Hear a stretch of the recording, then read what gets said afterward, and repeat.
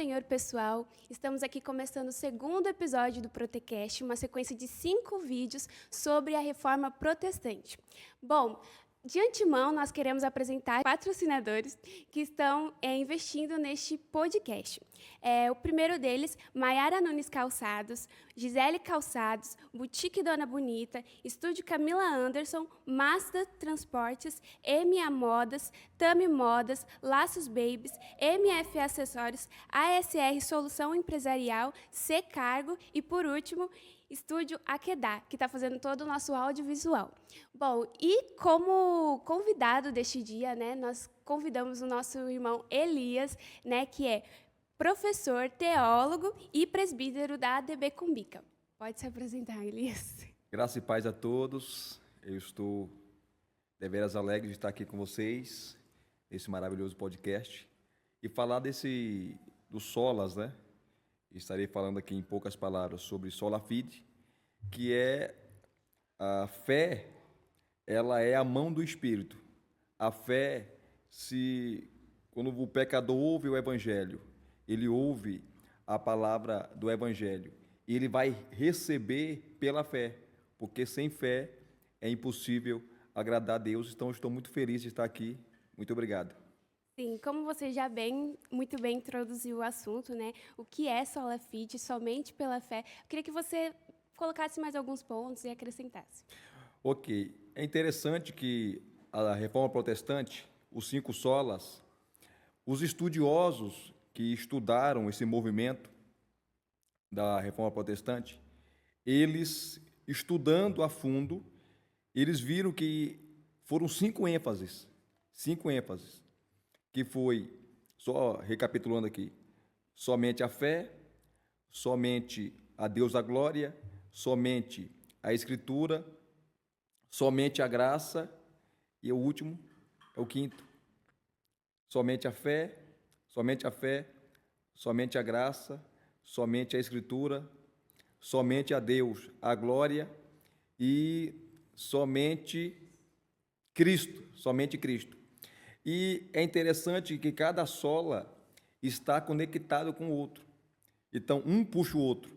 E o último é somente a Deus da glória, porque toda a glória pertence a Deus. E só rapidamente aqui, para fechar essa pergunta, quando Lutero ele fixou as 95 teses lá na porta ou no castelo ali da igreja de Wittenberg, ele estava chamando para o debate, porque naquela época era comum as pessoas pregarem as suas teses na porta da igreja e chamar as pessoas para o debate. E foi o que ele fez. E o que mudou? Lutero ele estava ali na carta aos Romanos.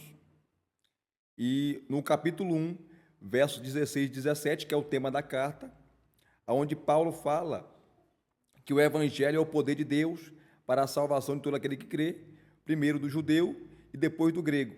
Aí no 17, Paulo fala sobre a justiça de Deus, que é o tema principal da carta aos Romanos, que é a justificação. E o que é a justificação? Pela fé. A justificação é como uma transação bancária, é uma imputação. Então, quando o pecador crê em Cristo pela fé, Cristo deposita na conta do pecador, faz uma transferência para a conta do pecador, colocando a sua justiça na conta dele, declarando o pecador justo. Logo, quando Deus olha para o pecador, ele não vê o pecado, ele vê a justificação, porque o pecador agora, ele é vestido com as vestes de justiça de Cristo. E é interessante que eu estou aqui com o texto de Romanos capítulo 3, dos versículos 21 a 31, e a palavra fé vai aparecer 8 vezes. 8 vezes. E só recapitulando, Romanos capítulo 1, a partir do versículo 18, o apóstolo Paulo vai falar que toda a humanidade está em pecado, está em declínio, está em depravação. Os gentios, as gentes, os povos estão em pecados. No capítulo 2, Paulo vai falar que os judeus também estão em pecado, porque os judeus arrogantes, petulantes, soberbos, pensavam que a salvação era só para eles. Nós somos judeus, nós somos filhos de Abraão, nós temos a Escritura, e Paulo fala negativo, vocês também estão perdidos. E no capítulo 3, Paulo vai jogar a pá de cal, dizendo que todos pecaram e destituídos foram da glória de Deus. E qual é uma maneira agora que Paulo vai dar para o pecador se achegar até Deus? Porque se o judeu está perdido, se o gentil está perdido, o que vai acontecer? A partir do versículo 21 do capítulo 3, Paulo vai mostrar a justificação pela fé. Aonde que eu falei para você, minha querida, que a justiça de Deus é depositada, é imputada, é colocada na conta do pecador, ou declarando justo. E excelente. E eu queria saber, né, qual era o contexto anterior à Reforma Protestante e por que Martinho Lutero sentia a necessidade de implementar, né, a sola fide? Martinho Lutero, a reforma explodiu com ele. Mas antes de Martinho Lutero, teve outros reformadores, como na Itália, teve um camarada, um monge, que foi um grande pregador, Jerônimo Savonarola. Ele foi morto porque ele quis, assim como Lutero, só que ele não conseguiu reformar a igreja. Outro também reformador, antes de Lutero, foi William Tyndale, que ele, vendo que o povo não conhecia nada de Bíblia, o povo era analfabeto, ele traduziu a Bíblia para o inglês. E quando ele fez isso, a Igreja Católica matou ele. Ele morreu na fogueira. Outro também, reformador antes de Lutero, que foi morto na fogueira, foi o João Hus, ou John Hus. Hus significa ganso. E antes de ele morrer, ele profetizou, 100 anos antes da reforma. Ele falou, olha, hoje vocês matam o ganso, que Hans é ganso, né? Mas daqui a 100 anos Deus vai levantar um, e vocês não vão conseguir matar. E esse foi Lutero. 100 anos depois veio Lutero. E o que fez a reforma explodir foi a imprensa de Gutenberg. Na época que Lutero escreveu as 95 teses, o que proliferou as 95 teses foi a imprensa, que ficou muito mais barato agora o material para se fazer livro, porque naquela época era um absurdo. Então, com a imprensa, as obras de Lutero e a reforma explodiu, começando na Alemanha, foi para a Suíça e da Suíça para o mundo, e para o mundo chegou até o Brasil, né? Estamos aqui hoje falando da reforma, graças a Deus e a Martinho Lutero. Sim. Somente pela fé estabelece que somente pela fé seremos salvos. Ou seja, nada que eu fizer vai fazer com que eu mereça, né, a salvação. Então, fazendo uma relação com a questão de obras e o serviço, né, dentro da igreja, eu queria fazer uma pergunta, né? Em Efésios em Efésios diz que pela graça somos salvos, mediante a fé e não por obras. Porém, em Tiago 2 também diz que a fé, se não tiver obras, ela é morta. E como o cristão pode enxergar um meio termo nesse contexto? Tem gente que fala que Tiago e Paulo se contrapõem, se contradiz, porque como Paulo fala que é somente pela fé. Ele fala tanto em Romanos o tempo todo pela fé, pela fé, pela fé, como também em Gálatas. Aí vem Tiago, irmão de Jesus, que foi pastor da igreja de Jerusalém, e fala que não, só a fé não basta, tem que ter as obras, porque a fé sem as obras é morta. É simples. Uma fé genuína, uma conversão genuína, vai gerar automaticamente boas obras. E a salvação é pela graça, mediante a fé, e as obras são os resultados da salvação. Porque toda fé genuína, verdadeira, vai gerar obras.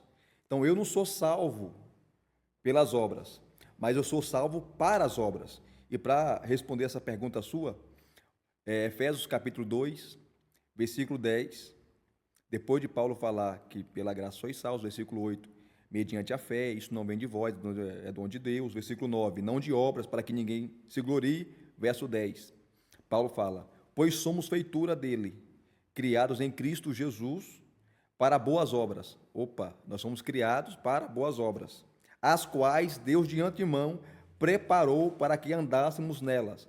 Então, quando você se converteu, você creu em Cristo pela fé, automaticamente Deus já de antemão, antes de você se converter, aceitar Ele, já preparou para você as boas obras, para que você andasse nelas. Então, quando o crente, ele mata a fome de alguém, ele mata a sede de alguém, ele calça aquele que está descalço, ele veste o nu, aquilo, para Deus, em relação à salvação, não quer dizer nada.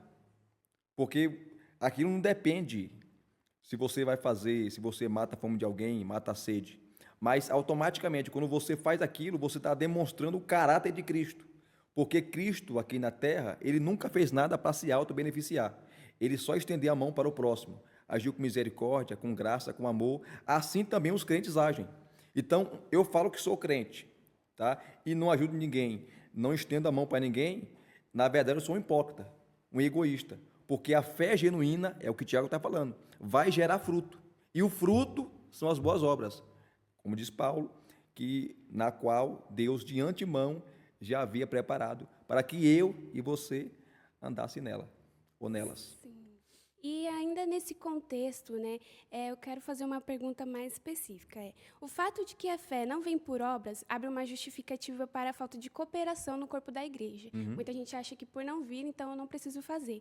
Então, como cristão, ele pode evitar a apatia, visto que a salvação realmente não vem por obras? O cristão pode evitar a apatia. É. Então, voltando à pergunta anterior, né? O cristão, você pegar um novo convertido, quando ele se converte, ele não quer parar, né? Ele quer evangelizar, ele quer pregar, ele prega no metrô, ele prega no ônibus, ele prega na faculdade, ele prega no serviço, ele prega na escola. Só que vai passando os anos, o crente acaba ficando acomodado, né? Inclusive tem hoje vários crentes aí, James Bond, 007, que ninguém sabe que ele é crente, né?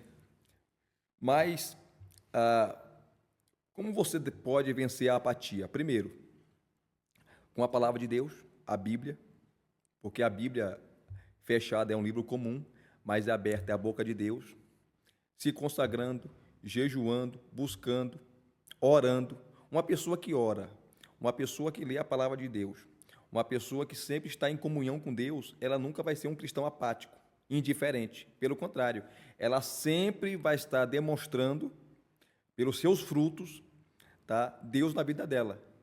E, através dela, com certeza, as pessoas vão ouvir o Evangelho, e ouvindo o Evangelho, porque a fé vem pelo ouvir. E ouvir o quê?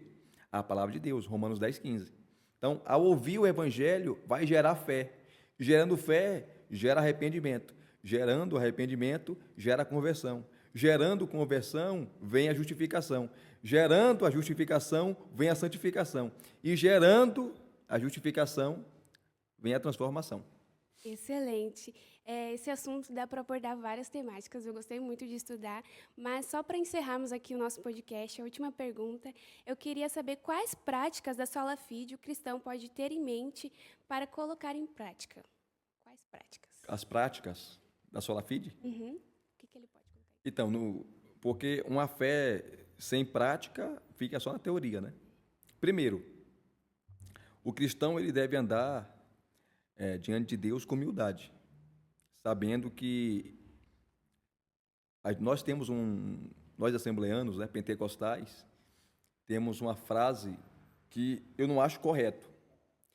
A pessoa se converte e a pessoa fala assim, olha, fulano aceitou Jesus. Na verdade, eu só aceitei Jesus porque ele me aceitou primeiro. Não foi ele que me escolheu. Quer dizer, não foi eu que escolhi ele, foi ele que me escolheu primeiro. Então, alguém aqui quer aceitar Jesus, a pessoa levanta a mão e vem até a frente, aceita Cristo como seu Salvador. Só que, se aquela pessoa está aceitando, porque antes Jesus aceitou ela. E quando a pessoa se converte, automaticamente, ela vai ter o desejo de pregar o Evangelho, de anunciar o Evangelho. Quantas pessoas que a família não era crente, através dele veio o pai, veio a mãe, veio o filho, veio a filha, veio o vizinho, veio a vizinha. Porque essa fé agora que a pessoa recebeu em Cristo, essa fé viva, que não é a fé morta, tá, vai gerar frutos.